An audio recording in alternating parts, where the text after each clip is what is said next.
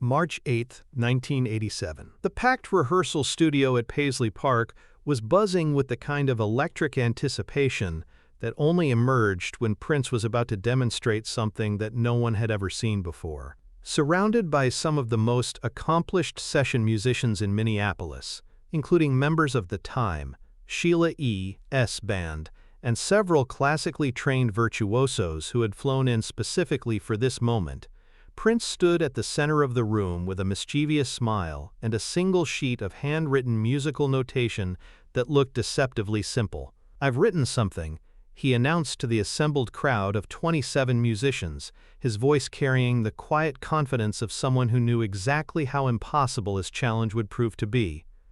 "And I'm willing to bet that none of you, not individually, not collectively, not even if you practice for months, will be able to perform it correctly from start to finish." What Prince had created wasn't just a song, it was a musical puzzle so complex, so technically demanding, and so psychologically challenging that it would become legendary in music circles as the Impossible Challenge, a piece of music that combined every advanced technique from jazz, classical, rock, and funk into a single composition that seemed specifically designed to push human musical ability beyond its absolute limits, and which, even today, nearly 4 decades later, remains undefeated, unmastered. If you want to discover the musical challenges that proved even the greatest artists have limits they cannot surpass, please subscribe to our channel and turn on notifications.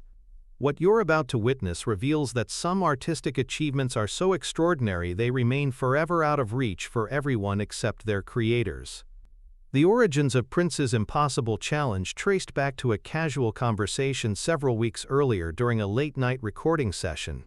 Prince had been working with jazz fusion guitarist Stanley Jordan, known for his innovative two-handed tapping technique.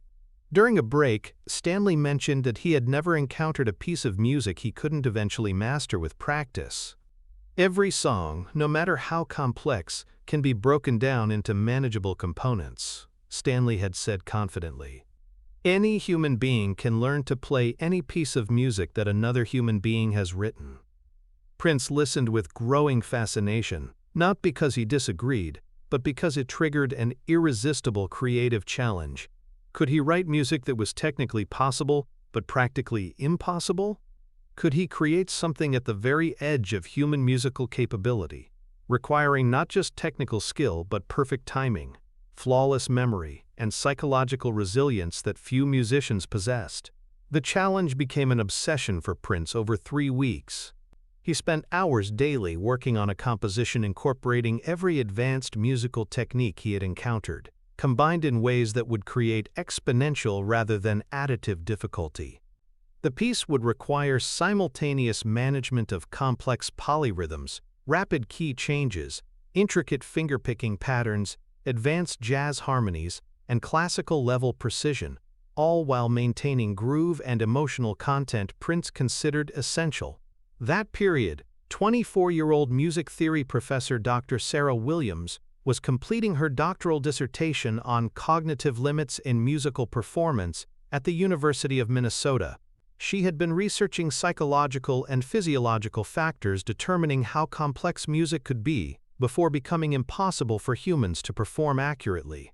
Paisley Park had been designed to accommodate exactly this kind of experimental musical exploration. The main rehearsal space featured state-of-the-art recording equipment, multiple instruments, and acoustics that allowed every performance nuance to be captured with scientific precision.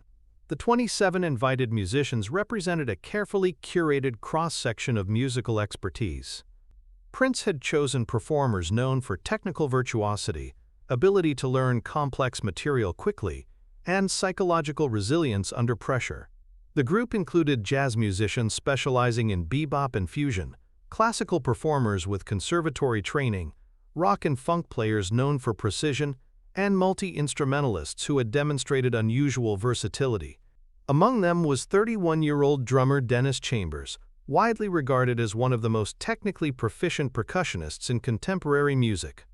Dennis had played with Parliament Funkadelic and John Scofield, demanding both technical excellence and creative flexibility. Also present was 28-year-old pianist Rachel Morrison, a Juilliard graduate who had built her career on sight reading and performing virtually any written music with minimal preparation. She was known for exceptional technical skills and analytical approach to complex musical material. The atmosphere was equal parts excitement and skepticism. Most musicians respected Prince's creativity, but many were confident his challenge would prove manageable with sufficient effort and collaboration. Prince began the demonstration by performing his impossible challenge himself, and the effect on the assembled musicians was immediate and dramatic. The composition lasted exactly 7 minutes and 43 seconds, but those 7 minutes contained more technical complexity, stylistic variety, and cognitive demands than most musicians encounter in entire albums or concert performances. The piece began with what appeared to be a simple funk groove, but within 16 bars, Prince had introduced polyrhythmic elements that required the performer to maintain 3 different time signatures simultaneously. The left hand played a bass line in 7/8 time, while the right hand performed a melody in 4/4, and both hands had to coordinate with foot pedals that controlled additional rhythmic and harmonic elements in 5/4 time. As the composition progressed, Prince added layers of complexity that seemed to multiply exponentially rather than simply accumulating additively. Rapid key modulations required the performer to transpose musical phrases in real time while maintaining precise timing and emotional expression. Jazz-influenced chord progressions demanded both technical facility and harmonic understanding that typically required years of specialized study to develop. But the most psychologically challenging aspect was its requirement for split-second decision-making based on musical cues that could only be recognized by someone with intimate knowledge of Prince's compositional style and musical philosophy. Certain sections contained deliberate ambiguities that required the performer to choose between multiple valid interpretations, but only one choice would create the harmonic and rhythmic foundation necessary for the subsequent section to work correctly. The watching musicians sat in stunned silence as Prince navigated through passages that seemed to defy human coordination. His fingers moved with mechanical precision while his feet maintained independent rhythmic patterns, all while his voice added melodic lines that complemented and sometimes contradicted the harmonic structures his hands were creating. What made the performance even more remarkable was that Prince appeared completely relaxed and focused throughout, as if the impossible complexity of the music required no more effort than playing a simple scale. Before we reveal what happened when the first musician attempted this impossible challenge, I want to ask you something. Have you ever encountered a task that seemed achievable until you actually tried it, only to discover that it was far more difficult than anyone could have imagined? Share your experiences in the comments below. The first volunteer was Stanley Jordan himself. Stanley approached the task with systematic precision, spending nearly an hour analyzing the written notation and asking detailed questions about Prince's intended interpretation. Stanley's attempt began promisingly, with opening sections performed at nearly professional level despite obvious complexity. His two-handed tapping technique allowed him to manage polyrhythmic elements more effectively than most guitarists could achieve, and his jazz background provided harmonic understanding necessary to navigate rapid key changes.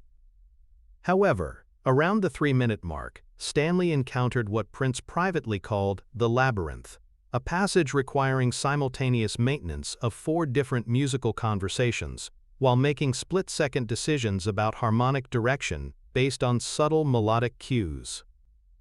Despite exceptional abilities, Stanley found himself unable to coordinate all required elements while maintaining precise timing.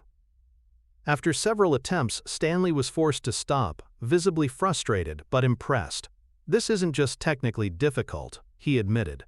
"It's like trying to solve a complex equation while performing surgery while running a marathon. Each individual element is manageable, but the combination creates cognitive demands that I don't think any single person can handle." Dennis Chambers approached from a percussionist's perspective, focusing on rhythmic elements while incorporating harmonic requirements as secondary considerations. His attempt revealed how Prince had designed rhythmic patterns that seemed stable until they suddenly shifted into configurations requiring completely different muscle memory. Dennis progressed further than Stanley, reaching approximately 4.5 minutes before accumulating complexity overwhelmed his performance ability. The individual rhythms aren't impossible, Dennis explained, but Prince has written them, so each rhythm interferes with your ability to execute the next one. Rachel Morrison's attempt focused on harmonic and melodic elements, utilizing classical training and sight-reading expertise. Her performance demonstrated exceptional precision and understanding, but even conservatory-level skills proved insufficient when faced with requirements for simultaneous management of multiple independent musical lines. This composition violates every principle of practical music writing that I learned in school, Rachel observed after her attempt. It's technically possible to play each individual element, but Prince has combined them in ways that create impossible demands on human attention and coordination. It's like he's written a piece that requires you to be 3 different musicians at the same time. The atmosphere in the studio grew increasingly tense as each successive attempt failed at progressively earlier points in the composition. Musicians who had built their reputations on their ability to master any written music found themselves confronted with something that seemed to actively resist human comprehension and execution. The challenge wasn't just difficult, it appeared to have been designed specifically to exceed the cognitive and physical limitations that define the boundaries of human musical performance. Now I want to ask you something that might change how you think about human limitations and artistic achievement. When have you witnessed someone create something so extraordinary that it seemed to transcend normal human capabilities? The most mind-blowing part of this story is about to unfold. Over the following 4 hours, every musician attempted Prince's impossible challenge, individually or in small groups. Each attempt revealed different aspects of the composition's fiendish design, and each failure provided evidence that Prince had created something beyond practical limits of human musical performance. As the session concluded, Prince performed his impossible challenge one final time, executing every complex element with casual precision that made the composition sound almost simple. The contrast between his effortless performance and the struggles of accomplished musicians created an atmosphere of amazed respect. "How is this possible?" Rachel Morrison asked Prince directly. "You've written something that appears beyond human capability, but you can perform it flawlessly." Prince smiled enigmatically. "I didn't write this piece to be performed by other people. I wrote it to explore the absolute limits of what I personally could achieve as a musician. Every element is designed around my specific strengths, my particular way of thinking about music, my individual capabilities. It's not meant to be universal, it's meant to be completely personal." This revelation transformed everyone's understanding. Prince hadn't created an impossible challenge in the traditional sense. He had created a musical composition perfectly calibrated to his unique combination of abilities, knowledge, and experience. The piece was impossible for everyone else, precisely because it had been designed as an expression of his individual artistic identity. The immediate impact extended far beyond that demonstration. Word spread quickly through professional music circles, creating a legend that attracted attempts from musicians worldwide.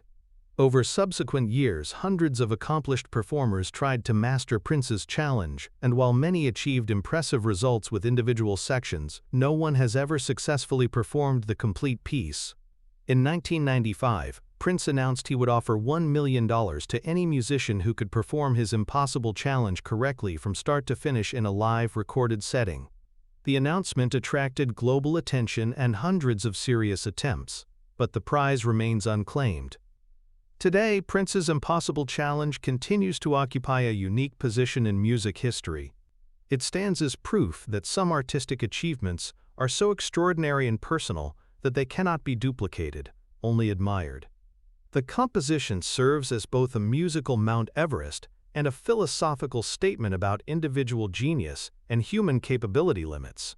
The lesson from Prince's legendary challenge remains relevant for anyone involved in creative pursuits. True artistic greatness often involves pushing beyond the boundaries of what others consider possible, not to show off or to exclude, but to discover the absolute limits of personal expression and capability. Prince's impossible challenge proves that some mountains are meant to be climbed by only one person, the person who built them. Thank you for joining us on this journey through one of music's most legendary and undefeated challenges. If this story inspired you to push your own creative boundaries or attempt something that others might consider impossible, please subscribe and share your own experiences of taking on seemingly insurmountable challenges in the comments below.